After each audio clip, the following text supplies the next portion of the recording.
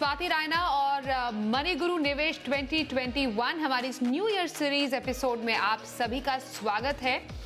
हम आज बात करने वाले हैं कि बाजार की इस तेजी में आपको क्या करना चाहिए साल के एंड में, क्योंकि ये तेजी आई है जो कि साल की शुरुआत यहाँ का फिर मार्च से काफी ज्यादा डिफरेंट है। तो नए साल में स्ट्रैटेजी क्या रखे, इसी से सीख लेकर या इसी को पैमाना रखकर हमारे साथ जो खास मेहमान है सबसे पहले परिचय करा दे, जिससे हम बातचीत करेंगे अपने शो में। Harshvardhan Rungta, certified financial planner, Rungta securities. Harshvardhan, बहुत स्वागत है आपका। Thank you Swati. तो आज हम क्या खास चर्चा करने जा रहे हैं शो में, सबसे पहले उस पर एक नजर डाले थे। आज हम शो में जानेंगे बाजार की तेजी में फंड रिडीम करें, अनिश्चित बाजार में एसआईपी करने का क्या है फायदा, फंड से निकलने का क्या सही समय है ये, साथ ही सेक्टोरल फंड की आज चर्चा करेंगे, कैसे करें इसमें निवेश। हर्षवर्धन, कई सवाल बाजार की स्पेशली अभी आजकल की चाल को लेकर हमारे पास आते हैं, जिसमें से कुछ सवाल आज हमने छांट कर लाए हैं और हम चाहते हैं कि उसको आज हम पूरे आधे घंटे डिस्कस करें कि आखिरकार जो दर्शकों के मन में, निवेशकों के मन में सवाल हैं उनका जवाब काफी हद तक क्या हो सकता है। तो जैसे हम देख रहे हैं कि बाजार में काफी अच्छी तेजी है, बाजार का जो मूड और माहौल है वो इस साल की शुरुआत से काफी ज्यादा डिफरेंट है। साल के बिल्कुल अंत तक हम पहुंच चुके हैं। तो लोगों का ये सवाल है हर्षवर्धन कि बाजार की तेजी है जब, तो उसमें क्या सही तरीका रह सकता है, रिडीम करके फिर कंसोलिडेशन के समय फिर निवेश करना, क्या सही स्ट्रैटेजी रहेगी किसी के लिए? देखिए स्वाति, पॉइंट एकदम सिंपल है। ये सही कब हो सकता है? जब आप मार्केट को टाइम कर सकें। आज की तारीख में हम बात करें कि मार्केट एक ऑल टाइम हाई पे है, तो ये बात ठीक है, लेकिन दोनों व्यू बन के आता है। कई कहते हैं कि मार्केट ऑल टाइम हाई पे है, दूसरे कहते हैं कि ये नया बॉटम है मार्केट का। तो पॉइंट ये कि आप क्या हम मार्केट को टाइमिंग कर सकते हैं, ये प्रैक्टिकली इम्पॉसिबल है किसी के लिए भी। अगर कोई भी आपसे ये कहता है कि मैं टाइमिंग कर सकता हूँ, मुझे मालूम है मार्केट का आज सबसे टॉप है और कल जाके नीचे आने वाला है, तो वो और किसी को नहीं, अपने आप को मिसगाइड कर रहे हैं। तो हमें ये मान लेना चाहिए कि मार्केट को टाइम करना इम्पॉसिबल है कोई भी इंडिविजुअल के लिए। तो एक लेमैन इन्वेस्टर क्या करे? तो लेमैन इन्वेस्टर अगर जो बेसिक रूल्स हैं इक्विटीज में इन्वेस्ट करने के लिए अगर वो फॉलो करते हैं, तो उनके लिए हमेशा से ये एक एवरग्रीन रूल रहेगा। तो वो रूल्स क्या है? बेसिक रूल्स ये है कि पहली बात, अगर आपको 5 to 7 ईयर्स, 5 से साल तक पैसों की जरूरत नहीं है, तो आप इन्वेस्ट करके अपना बने रहें। इन्वेस्ट जब आप करें तो एसआईपी के जरिए करें। एसआईपी इसीलिए करते हैं क्योंकि हमें मालूम नहीं होता मार्केट किस तरफ जाने वाला है। तो हर लेवल पे मार्केट अगर ऊपर जा रहा है तो हम हर लेवल पे धीरे धीरे खरीदते जा रहे हैं, तो हमारा एवरेज हो रहा है। अगर मार्केट नीचे जा रहा है तो भी हम हर लेवल पे खरीद रहे हैं। तो हमें जो मार्केट की टाइमिंग का जो कॉन्सेप्ट होता है वो हमें करने की जरूरत नहीं है। और तीसरा पॉइंट ये रहता है कि अगर कहीं पे आपको ऐसा लगता है कि मार्केट बहुत हाई है, हो सकता है कि हमें कई इन्वेस्टर्स ऐसे हैं जो मार्केट की वैल्यूएशन जो इतनी तेजी से बढ़ा है, मार्केट पी लेवल को देख लें तो ऑल टाइम मल्टीपल हाई पे है। तो अगर आपको लगता है तो जायज बात है, कोई हर्ज नहीं है। लेकिन उसमें क्या करना चाहिए फिर आपको? अगर टाइम होराइजन फिर भी 5 या 7 साल आगे है कम से कम, तो आप उसे एक अपने इन्वेस्टमेंट को शिफ्ट करके एक डायनेमिक एसेट एलोकेशन फंड, जो बैलेंस एडवांटेज फंड टाइप की स्कीम्स होती हैं, उसमें आप ट्रांसफर कर सकते हैं। उसका कारण ये है कि आप जब उसमें ट्रांसफर करते हैं, उसमें जो एलोकेशन हुआ है वो मार्केट लेवल्स को देखते हुए ट्वीक किया जाता है। अगर मार्केट हाई है तो इक्विटी कम होगा, इक्विटी एलोकेशन कम होगा, और मार्केट अगर नीचे होता है, लोअर पी मल्टीपल पे होता है, तो इक्विटी एलोकेशन ज्यादा होता है। तो ये वो कॉन्सेप्ट को फुलफिल करता है, जो बाय लो सेल हाई का जो कॉन्सेप्ट होता है वो इस चीज को फुलफिल करता है। तो सिंपल सी बात है, टाइमिंग के चक्कर में मत पड़िए क्योंकि पॉसिबल ही नहीं है। रूल्स फॉलो करें तो हमारा इक्विटी पोर्टफोलियो अच्छा बनता है। तो बैलेंस एडवांटेज फंड का आपने जिक्र किया कि बाजार के उतार चढ़ाव में काफी ज्यादा कारगर है, जो कि डेफिनेटली जिसका इस्तेमाल किया जा सकता है।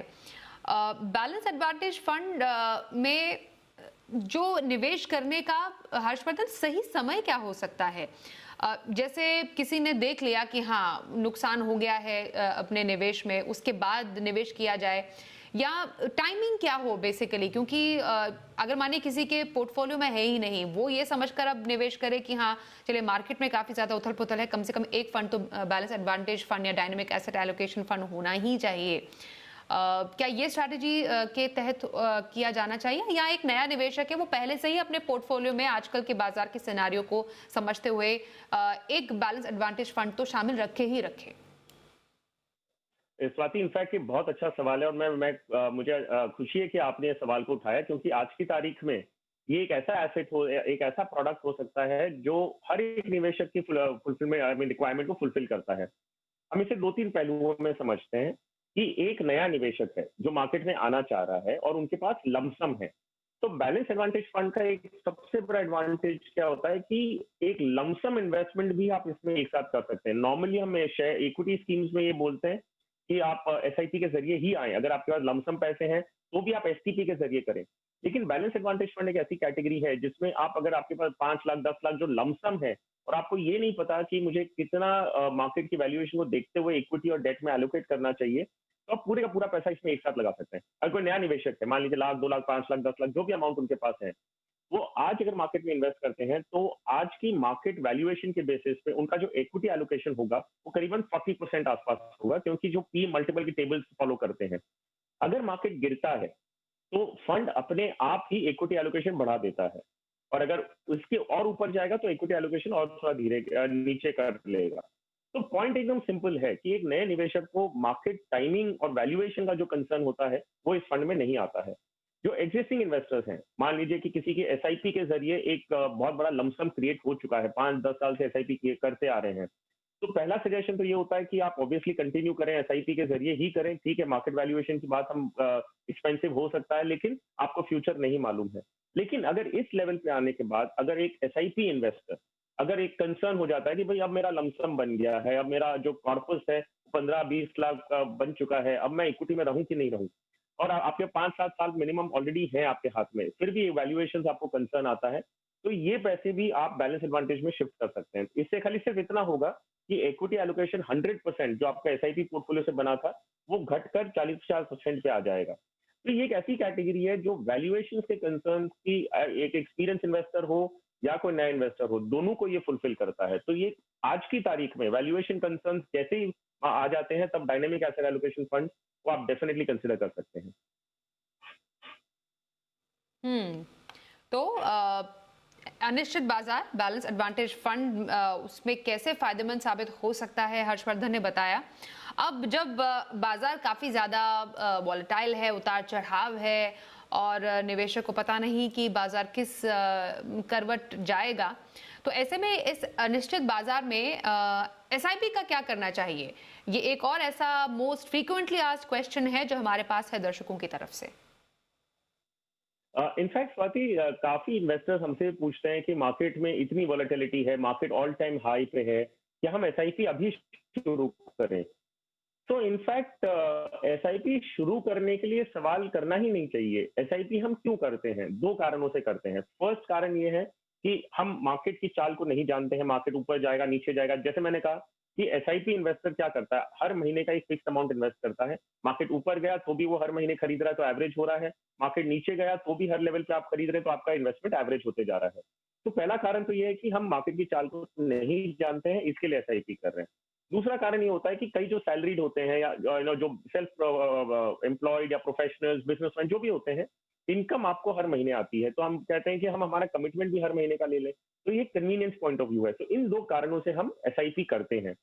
अब मार्केट की जो लेवल्स है, इसमें अगर फिट करके देखना चाहते हैं कि बुल रन है, तो क्या मैं वेट करूं? लेकिन आप अगर एसआईपी कर रहे हैं तो वेट करने की आपको जरूरत ही नहीं है। और मान लीजिए यहाँ से अगर मार्केट ऊपर ही चलते रहा, तो आपको इन्वेस्टमेंट करने की अपॉर्चुनिटी हमेशा से मिस आउट हो जाएगी। तो एसआईपी करने का कोई टाइम नहीं होता। जब आपके पास पैसे आ जाएं, आपका मन बन जाए, आपके गोल्स और सब जो टारगेट टाइमलाइंस हैं वो फिक्स हो जाए, एसआईपी तुरंत शुरू कर लीजिए। यही एक मंत्र है जो एक रिटेल इन्वेस्टर के लिए इतना सक्सेसफुल प्रूव होता है कि आपको कुछ भी दिमाग लगाने की जरूरत नहीं है। सिंपल एसआईपी पकड़े, प्रोडक्ट पकड़े अपनी जरूरतों के हिसाब से और इन्वेस्ट करना शुरू कर दें। बिल्कुल। इनफैक्ट इसी से जुड़ा हुआ एक और जो काफी ज्यादा पूछे जाने वाला सवाल हमारे पास हर्षवर्धन होता है, वो ये है कि क्या म्यूचुअल फंड से एग्जिट का ये उचित समय है? ऐसा सवाल किसी निवेशक के मन में क्यों आ सकता है?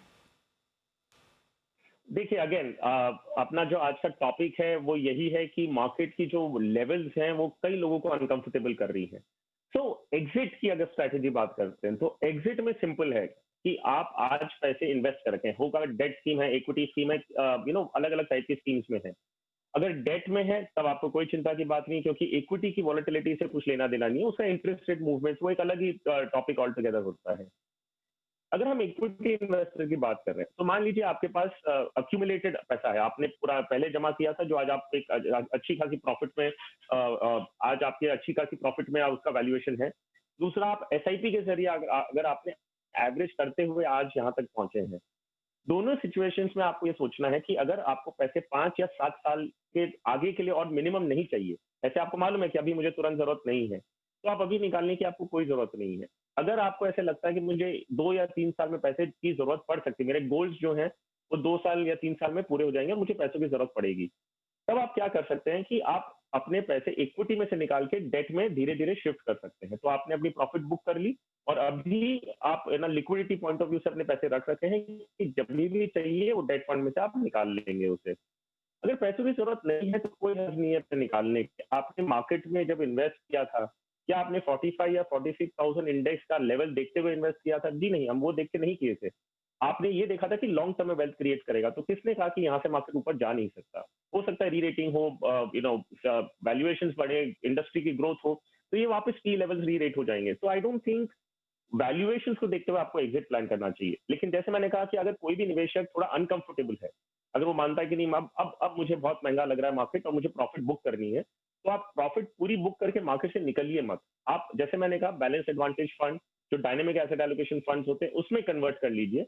तो उसमें आपका इक्विटी एलोकेशन 100% से कम होकर ऑब्वियसली करंट लेवल्स पे आएगा, लेकिन आप पार्टिसिपेट करते रहेंगे और जितना इक्विटी में एलोकेट करना है वो मार्केट वैल्यूएशन के बेसिस पे फंड मैनेजर आपके लिए कर लेंगे। तो ये एक I think will be a better approach then पूरा एक करके आप वेट कर लें। तो हो सकता है कि मार्केट अगर बढ़ जाए तो आप मार्केट से कंप्लीटली एग्जिट होकर बैठ गए, so that is not a desirable situation. Okay. इस बीच एक सवाल हमारे पास आया है मेजर जनरल राकेश जी का। उनका भी कुछ हमारे आज के टॉपिक से जुड़ा हुआ ही सवाल है। ये कह रहे हैं कि Nippon India large cap fund में इन्होंने निवेश किया। अब 2 साल पहले निवेश किया था तो रिटायरमेंट राशि से 5 लाख रुपए उन्होंने निकाले और निवेश कर दिया निप्पॉन इंडिया में। लेकिन फंड से जितना उन्होंने एक्सपेक्ट किया था कि मुझे रिटर्न मिले, उतना रिटर्न उन्हें नहीं मिल रहा है। तो क्या ये सही पैमाना होना चाहिए उनका इस फंड से निकलने का, या आप कुछ और सजेस्ट करेंगे? देखिए एक्चुअली जो मेजर जनरल साहब ने इन्वेस्टमेंट किया है वो एक लार्ज कैप स्कीम में किया है और निपॉन की स्कीम जो है वो काफी हद तक अंडर परफॉर्म की है, तो उसमें कोई डाउट नहीं है। और अगर आपने इक्विटी फंड में निवेश किया है तो ऑब्वियसली आपका ऑब्जेक्टिव होता है कि मुझे इंडेक्स या बेंचमार्क से बेटर रिटर्न मिले। अगर आपने एक एक्टिव फंड में मैनेज इन्वेस्टमेंट किया है और आप ये भी चाहते हैं कि मेरे पैसे जो है वो इन्फ्लेशन से कहीं ज्यादा कमा के दे, तब वो रिस्क वर्थ है। अगर आपको नहीं मिल रहा है तो कोई पॉइंट नहीं है। मैं राकेश जी के लिए ये सजेस्ट करूंगा कि वो एक लार्ज कैप में बने रहे, लेकिन एक फंड मैनेजर बायस हटा दें और एक इंडेक्स फंड में निवेश कर दें, तो उनको कभी भी आगे जाते हुए भी ये नहीं होगा कि कोई भी स्कीम को ट्रैक करना है। अब जैसे निप्पॉन इंडिया की लार्ज कैप स्कीम को ट्रैक कर रहे हैं, अगर हम उन्हें शिफ्ट करवा दें कोई दूसरी एक्टिव फंड में, तो उन्हें उस फंड मैनेजर की परफॉर्मेंस को ट्रैक करते रहना होगा। आई थिंक इनके लिए सबसे बेस्ट होगा कि एक इंडेक्स फंड में निवेश करें, तो लार्ज कैप में इन्वेस्टेड होंगे, फंड मैनेजर का कोई बायस नहीं होगा, तो इन्हें कुछ भी ट्रैक इस तरह से करने की जरूरत नहीं पड़ेगी। इस कैटेगरी में अगर वो निवेश करना चाहते हैं तो आईसीआईसीआई प्रू की सेंसेक्स इंडेक्स फंड है जो एक अच्छा है, तो वो निप्पॉन इंडिया लार्ज कैप से निकल के इंडेक्स फंड में डेफिनेटली इन्वेस्ट कर सकते हैं। ओके, यहाँ पर एक छोटे से ब्रेक के लिए रुकते हैं। ब्रेक के बाद भी सवाल जवाब का सिलसिला हर्षवर्धन से जारी रहेगा और साथ ही इंडेक्स फंड की कुछ बात करेंगे और सेक्टोरल फंड का भी हम थोड़ा जिक्र करेंगे अपने शो में। बने रहिए हमारे साथ।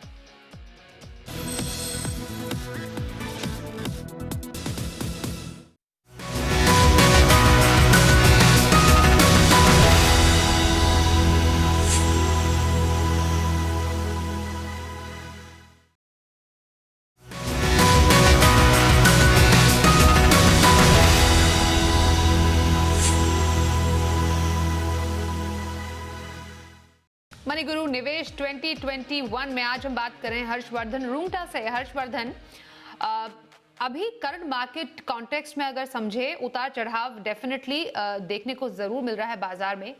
ऐसे में एक और सवाल जो निवेशकों की तरफ से हमारे पास आता है वो ये है कि क्या इंडेक्स फंड में लंबे समय और मीडियम रिस्क कैपेसिटी के लिए निवेश करना सही कदम है?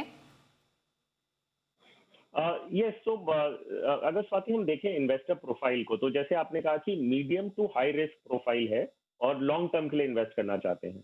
तो अगर इन दोनों क्राइटेरिया को हम अगर मद्देनजर रखें, तो इसमें सिंपल सी पॉइंट है कि आपको लॉन्ग टर्म में इक्विटी ही वेल्थ क्रिएट करके देता है, और आप रिस्क लेना चाहते हैं तो ऑब्वियसली आपको ये ना एक इक्विटी फंड में ही इन्वेस्ट करना होगा।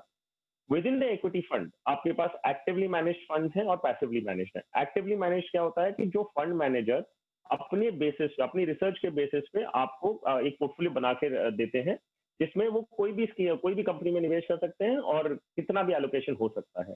तो इसमें क्योंकि एक ह्यूमन बायस होता है, तो हम ये मानते हैं कि हो सकता है गलतियां हो, परफॉर्मेंस में वेरिएंस हो, कभी बहुत अच्छा हो, कभी खराब हो। अगर आप एक इंडेक्स फंड लेते हैं तो आपको ये मालूम है कि जो भी इंडेक्स के कॉन्स्टिट्यूएंट्स हैं, अगर 30 कंपनी सेंसेक्स की है या 50 कंपनी निफ्टी की है, उस उन्हीं 50 कंपनियों में या 30 कंपनियों में निवेश होगा, और उतना ही होगा जितना वो इंडेक्स में दिख रहा है। तो कोई भी आपको फंड मैनेजर बायस नहीं होगा, फंड हाउस क्या कर रहा है उससे आपको कोई फर्क नहीं पड़ता। तो यस, लॉन्ग टर्म के लिए ये बेटर है कि अगर आप एक इंडेक्स फंड में निवेश करें तो आपको कुछ भी ट्रैक करने की वैसे जरूरत नहीं पड़ती है। एक कई बार ये सवाल और आता है कि क्या इंडेक्स फंड में इन्वेस्ट करने से क्या वॉलेटिलिटी कम हो जाती है? तो इनफैक्ट वो चीज को एकदम क्लियरली बता दूं कि इंडेक्स फंड में इन्वेस्ट करने से वॉलेटिलिटी कम नहीं होती। मार्केट की जो वॉलेटिलिटी है वो पूरा का पूरा रिफ्लेक्ट आपको इंडेक्स फंड में करता है। सिर्फ परफॉर्मेंस बायसेस हट जाते हैं कि फंड मैनेजर क्या कर रहा है, वो अच्छा कर रहा है, गलत कर रहा है, वो चीज का बायस हट जाता है, लेकिन मार्केट की वॉलेटिलिटी इनफैक्ट फुल्ली इंटैक्ट रहती है। अगर मैं एक स्टेप आगे जाएं, तो इनफैक्ट अगर इंडेक्स फंड में मैं कहूंगा कि हो सकता है मार्केट वॉलेटिलिटी का इफेक्ट एक एक्टिवली मैनेज फंड से शायद ज्यादा हो।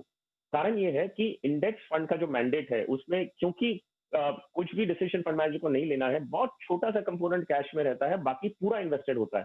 तो हो सकता है 98% आपका जो पोर्टफोलियो का एयूएम है उतना पूरा इन्वेस्ट होता है। एक्टिवली मैनेज फंड्स में फंड मैनेजर एक कॉल ले सकते हैं कि मार्केट वैल्यूएशन बहुत ज्यादा है, या अभी टाइम नहीं है अच्छा इन्वेस्ट करने के लिए। तो वो जो एयूएम है, जो जो पोर्टफोलियो का पूरा कॉर्पस है, उसका 10 से 20% भी वो कैश में रह सकते हैं, ये देखते हुए कि वॉलेटिलिटी ज्यादा है। तो from a volatility point of view, actively manage fund volatility को शायद थोड़ा बेटर मैनेज करें as compare to index fund. तो वॉलेटिलिटी पॉइंट ऑफ व्यू से ये मानना गलत है कि इंडेक्स फंड में वॉलेटिलिटी कम है, कम नहीं है, सिर्फ फंड मैनेजर बायस निकल जाता है, बस दैट्स इट। तो ये एक पॉइंट को बहुत अच्छी तरह अगर कोई भी निवेशक समझे तो अप्रोच बेटर हो सकती है। हम्म। ओके। एक और सवाल लेते हैं। विशाल जी का सवाल है हमारे पास, विशाल अग्रवाल। ये कह रहे हैं कि मिराई एसेट मिड कैप और मिराई एसेट फोकस फंड में इन्हें निवेश करना है। 5 साल के लिए जो निवेश है तो 2 से 3 लाख दोनों में ही इक्वली वो दोनों फंड में निवेश करना चाहते हैं। क्या ये सही रहेगा? इसके अलावा ये टाटा डिजिटल इंडिया फंड के बारे में आपसे समझना चाहते हैं। तो देखिए स्वाति, अगर टाइम होराइजन 5 साल का है, जैसे विशाल जी ने कहा कि 5 साल तक वो निवेश कर सकते हैं और 2 से 3 लाख एक पर्टिकुलर फंड में करना चाहते हैं, I think diversification stand point से एक मल्टी कैप और एक मिड कैप है, तो वो कोई प्रॉब्लम नहीं है। सिर्फ ऑफकोर्स फोकस फंड है और मिड कैप है, तो ऑब्वियसली जो वॉलेटिलिटी रहेगी या जो रिस्क है वो थोड़ा हायर रहेगा as compare to large cap. तो अगर वो क्लियर है इस पॉइंट ऑफ व्यू से तो कोई इशू नहीं है। दूसरा पॉइंट ये है कि इन्होंने दोनों स्कीम्स जो चूज की हैं वो मिराई के चूज की हैं। तो मिराई अनडाउटेबली एक बहुत अच्छा फंड हाउस है।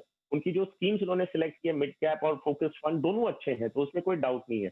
लेकिन मेरा सिर्फ इतना मानना होता है, जब आपके पास 40 फंड हाउसेज हैं, इतने सारे फंड हाउसेज हैं, और दूसरे फंड्स के पास भी बहुत अच्छे अच्छे मैनेजर्स हैं, तो क्यों ना एज एन इन्वेस्टर मैं उसका फायदा उठाऊं? क्यों ना मैं ये देखूं कि एक स्कीम मैं मिराई की ले लूं और दूसरी स्कीम मैं एक दूसरे फंड मैनेजर को दूं, तो मुझे एक फंड मैनेजर डाइवर्सिफिकेशन में मिलता है, क्योंकि हर एक फंड मैनेजर का खुद का एक स्टाइल होता है, तो बायसेस भी होते हैं। तो मैं अगर 2 फंड हाउस लेता हूँ, 2 डिफरेंट फंड मैनेजर्स लेता हूँ, तो मेरे एक परफॉर्मेंस में भी डाइवर्सिटी आती है।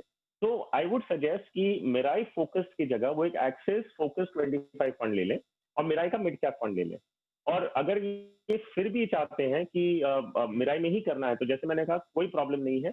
आप दोनों, मिराई का फोकस भी अच्छा फंड है, ऐसा नहीं है कि अच्छा नहीं है, सिर्फ डाइवर्सिफिकेशन पर्पज के लिए मैं उन्हें एक दूसरा फंड हाउस रेकमेंड कर रहा था। तो ये अगर फिर भी चाहते हैं कि मिराई में ही करना, you can definitely go head. लेकिन अगर डाइवर्सिफाई करें तो मिराई का फोकस की जगह एक्सिस का फोकस 25 फंड ले लें। तो इनका दूसरा सवाल था टाटा डिजिटल इंडिया फंड। तो ये एक आईटी सेक्टर फंड है, टेक्नोलॉजी सेक्टर फंड है। कोई भी सेक्टर फंड में जब आप निवेश करते हैं, आपको ये समझना है कि उस सेक्टर को आपको ट्रैक करना होगा कि उसका बेस्ट टाइम कब आने वाला है। कोई अच्छे कानून या रेगुलेशंस चेंज होने वाले हैं या जो कोई ऐसा डेवलपमेंट होने वाला है कि इस सेक्टर को फायदा होगा। तो with in the technology sector funds, ये टाटा डिजिटल टेक्नोलॉजी फंड अच्छा है जिसमें आप इन्वेस्ट कर सकते हैं, लेकिन आपको उसे थोड़ा और एक्टिवली ट्रैक करना होगा। अगर आप नहीं कर सकते, आपको लगता है कि आप सिर्फ इसमें निवेश कब कर रहे हैं क्योंकि पास्ट का रिटर्न अच्छा रहा है, तो वो नजरिए से मत करिएगा। अगर आप ट्रैक कर सकते हैं, टेक्नोलॉजी सेक्टर पे आप अपने पैसे दांव पे लगाना चाहते हैं और समझते हैं कि इसमें आगे जाके ग्रोथ होगा, तो definitely you can go head with in the sector. I said Tata is a good fund, लेकिन अगर आप ट्रैक नहीं कर सकते तो एक डाइवर्सिफाइड फंड में जाना ज्यादा बेटर होगा। हम्म। इसमें इनके सवाल से जुड़ा हुआ एक सवाल हर्षवर्धन ये भी है कि इस टाइम पर बाजार के इस मोड़ पर या फिर ये जो एक पूरा जो हम एक एटमॉस्फेयर देख रहे हैं उसमें टेक्नोलॉजी फंड क्यों किसी को अपने सबसे पहले अपने पोर्टफोलियो में शामिल करना चाहिए, और स्पेशली सेक्टोरल फंड्स की अगर चर्चा करें तो सेक्टोरल फंड को किसी के पोर्टफोलियो में शामिल करने का क्या कोई एक सही वक्त होना चाहिए? इनफैक्ट अगर आप सेक्टोरियल फंड में इन्वेस्ट कर रहे हैं तो उसका एक क्राइटेरिया ये भी होता है कि मुझे मालूम होना चाहिए कि मैं एग्जिट कब करूंगा। यूजुअली जो डाइवर्सिफाइड फंड्स होते हैं, हमने पहले भी जस्ट थोड़ी देर पहले हमने बात की कि एग्जिट कब करें अपने म्यूचुअल फंड्स में से। हमारा फोकस और कंसंट्रेशन इसी पे था कि आपको पैसे की जरूरत कब है। तो आपने पूछा कि मुझे एग्जिट कब करना चाहिए, मैंने कहा कि अगर 5-7 साल तक आपको पैसों की जरूरत नहीं है तो आप बने रहें। तो यहाँ पे सेक्टर फंड्स में आपका टाइम होराइजन मायने नहीं रखता। सेक्टर फंड्स में ये रखता है कि आज मैं इन्वेस्ट कर रहा हूँ क्योंकि मैं जानता हूँ या मानता हूँ कि आगे जाते हुए सेक्टर, इस पर्टिकुलर सेक्टर में कुछ बदलाव होने वाले हैं और उसका डिमांड बढ़ने वाला है, उसमें एक्सपोनेंशियल प्रॉफिट होगी। तब मैं उस सेक्टर फंड में इन्वेस्ट करता हूँ। और जब वो ये डेवलपमेंट हो जाता है, जो आपको गेन्स आपको दिख रहा था वो अगर हो जाता है, तो आपको एग्जिट करना भी होगा। मुझे आपके टाइम गोल्स के हिसाब से कुछ लेना देना नहीं है। मान लीजिए मुझे 10 साल बाद पैसों की जरूरत है, लेकिन टेक्नोलॉजी फंड का जो मुझे डेवलपमेंट दिख रहा था वो 1 साल के अंदर हो गया, तो मैं पैसे निकाल लूंगा क्योंकि वो डेवलपमेंट खत्म हो चुका है। तो आईटी सेक्टर, फार्मा, बैंकिंग, कोई भी सेक्टर में आप इन्वेस्ट करना चाहते हैं, आपको ये समझना है कि उसका डेवलपमेंट को पूरा देखते हुए आपको एग्जिट भी टाइम करना होगा। अगर वो डेवलपमेंट आप जो सोच रहे थे नहीं हुआ, तो अगर डेवलपमेंट आगे दिखता है कि होने नहीं वाला, तो भी आपको एग्जिट करना होगा। तो कोई भी सेक्टर फंड में आप इन्वेस्ट करते हैं, टाइमिंग बिकम्स वेरी इंपॉर्टेंट। तभी हम कहते हैं कि उसे मॉनिटर करना है, ट्रैक करना है। अगर आप ट्रैक नहीं कर सकते तो एक डाइवर्सिफाइड फंड में करें। डाइवर्सिफाइड फंड में टेक्नोलॉजी भी एक हिस्सा जरूर होता है, मतलब ऐसा नहीं कि उसमें टेक्नोलॉजी नहीं होता, लेकिन ऑब्वियसली थोड़ा कम होता है एज कम्पेयर टू एक 100% सेक्टर फंड। तो timing element is very important in any sector fund. जी। एक और सवाल जो हमारे पास मार्केट के इस चाल से ही जुड़ा हुआ है प्रमोद हरलालका जी का, वो कह रहे हैं कि 3 से 4 साल अगर इन्वेस्टमेंट करना हो तो जब इंडेक्स हम देख रहे हैं कि 45,000 तक भी छुआ, तो कौन सा म्यूचुअल फंड रहेगा स्पेशली इस टाइम पर इन्वेस्ट करने के लिए सही? तो वेल, ये एक टाइम होराइजन बेस्ड क्वेश्चन हो गया। तो इनका, लालका जी का सवाल सिंपल है कि मुझे 3 से 4 साल के लिए करना है, और आज की करंट मार्केट जो लेवल्स को देखते हुए वी सीन बहुत अच्छी रैली हमने अभी रिसेंटली देखी है पोस्ट लॉकडाउन। तो मेरा सुझाव रहेगा कि हाइब्रिड फंड या तो डायनेमिक एसेट एलोकेशन फंड इस लेवल में एंट्री करने के लिए बहुत अच्छे हैं। और हाइब्रिड फंड्स में आपके पास सारी पॉसिबिलिटीज हैं। आई मीन जो सेबी की कैटेगराइजेशन है उसके बेसिस पे आपके पास ऐसी भी स्कीम है जिसमें मैक्सिमम 25% इक्विटी में इन्वेस्ट होता है। वो होता है कंजर्वेटिव हाइब्रिड फंड। आपके पास एक दूसरी टाइप की हाइब्रिड फंड है जिसमें 80% तक भी वो इक्विटी में इन्वेस्ट करते हैं, जो है एग्रेसिव हाइब्रिड फंड। तो पूरी वैरायटी है आपके पास। आपको अगर 25% इन्वेस्ट करना है वो भी ऑप्शन अवेलेबल है, आपको 80% करना है वो भी ऑप्शन अवेलेबल है, 40-50% वाली भी स्कीम्स हैं। सो आपके सारे ऑप्शन हैं जो आपकी रिस्क प्रोफाइल को सूट करता है। अगर नहीं समझ में आता कि मुझे कितना करना है मार्केट लेवल्स के हिसाब से, तो डायनेमिक एसेट एलोकेशन फंड, जो मैं रिपीटेडली शो पे आपको बताते आ रहा हूँ, एक डायनेमिक एसेट एलोकेशन फंड है जिसमें आप निवेश कर सकते हैं। तो ये सारे ऑप्शंस आपके पास अवेलेबल हैं जिसमें आप मार्केट लेवल्स को अपनी रिस्क प्रोफाइल के साथ मैच करके इक्विटी एलोकेशन कर सकते हैं। अगर डायनेमिक एसेट एलोकेशन फंड की बात कर रहे हैं तो 3 स्कीम्स मैं सजेस्ट कर सकता हूँ जिसके बीच में चूज कर सकते हैं। तीनों में पैसे स्प्लिट करने की जरूरत नहीं है, अमाउंट कितना इन्वेस्ट करना चाहते हैं उसके ऊपर डिपेंड करेगा। लेकिन ये 3 स्कीम अच्छी हैं जो कंसिडर कर सकते हैं। एक ऑब्वियसली जो मार्केट लीडर है इस कैटेगरी का और one of the first movers हैं, वो है आईसीआईसीआई बैलेंस एडवांटेज फंड, दूसरा आईडीएफसी डायनेमिक इक्विटी फंड और तीसरा Edelweiss balance advantage fund. I think इनको अगर कोई भी इन्वेस्टर आज की तारीख में समझे और थोड़ा ट्रैक करे कि क्या हो रहा है, इक्विटी एलोकेशन कितना है, वो किस बेसिस पे इक्विटी एलोकेट करते हैं, मार्केट के मल्टीपल कितना मल्टीपल पीई पे, तो ये एक अच्छी कैटेगरी है सारे इन्वेस्टर्स का वो डर हटाने के लिए कि मार्केट बहुत तेजी से बढ़ चुका है, अब ये गिरेगा। ये सारी स्पेकुलेशंस को एक तरफ करके अपने गोल्स पे ध्यान रखें, अपने जो बेसिक रूल्स हैं इन्वेस्टिंग के उसको ध्यान में रखें और इन स्कीम्स में इन्वेस्ट कर सकते हैं। Okay, thank you so much Harshvardhan, आप हमारे साथ आज शो में शामिल हुए और market at all time high में क्या निवेशक को बनानी चाहिए स्ट्रैटेजी और 2021 में आप क्या स्ट्रैटेजी बनाने के लिए रहें तैयार, उस पर बातचीत करने के लिए बहुत शुक्रिया आपका। इसी के साथ मनी गुरु के आज के स्पेशल एपिसोड में बस इतना ही। वक्त एक छोटे से ब्रेक का हो गया है, खबरों का सिलसिला जारी रहेगा, देखते रहिए जी बिजनेस।